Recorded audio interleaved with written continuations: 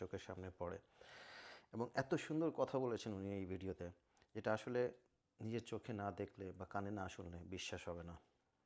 দেখেন। বলেন তো যে রিটার্নিং কর্মকর্তা কারা? ডিসিরাই তো। তো রিটার্নিং কর্মকর্তা আপনি কয়দিনের জন্য?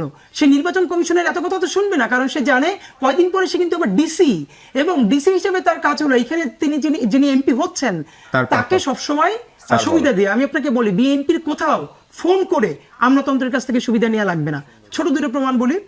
কিছুদিন আগে বাংলাদেশে একটা বড় নিউজ মানে টিভি চ্যানেল, তারা 5 মিনিটের একটা প্যাকেজ করেছে আমার নির্বাচনী প্রচারণা নিয়ে, এবং দুদিন পরে জানলাম তারা আমাকে বললো যে দেখেন আমি তো চুনোপুটি, মানে তাদের তুলনায় ছোট মানুষ, এইটা করেছে বিদায় তাদের হেড অফিসে ফোন দেওয়া হয়েছে যে তাকে নিয়ে তোমাদের এত আগ্রহ কেন?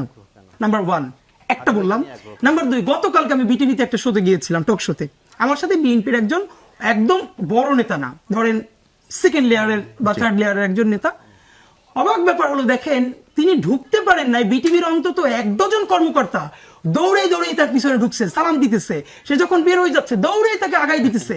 মানে ঠিক আওয়ামী লীগের সময় যে কালচারটা আছে, এখন তার শুধু প্রভু বদলে যাবে, এরপরে বিএনপি যদি কোনোদিন জামাত ক্ষমতা আসে তাহলে সে জামাতকেও একই আচরণ করবে। মানে এই যে আমাদের চাটুকারিতা, এটা তো আমাদের মনস্তত্ত্বে। এখন আমাদের হিসেব হলো, আমি আপনাকে একটা বলেছিলাম যে প্রত্যেক উপজেলার ওসি, থানার ওসি সকালে উঠে স্থানীয় বিএনপি সভাপতির ফোন দেয় ডায়াবেটিস ঠিক আছে কিনা, স্বাস্থ্য ভালো কিনা, কারণ সে ক্ষমতায় আসবে এবং তার পোস্টিংটা যেন ঠিক মতো হয়, ঝামেলায় না পড়ে। এখন ধরেন আমরা যে ভালো ইলেকশন চাই, এই জন্য আসলে কতদিন লাগবে প্রস্তুতি নিতে? এখন আপনি কি 5 বছরও এটা বদলাইতে পারবেন? তাহলে 5 বছরে কি আমরা অপেক্ষা করবো? তার থেকেও গুরুত্বপূর্ণ হলো এর কোনো ওয়ে আউট আছে কিনা। এই যে 15 মাস ধরে কি আমরা সেরকম মানে ড্রাস্টিক কোনো চেঞ্জ আমরা দেখেছি?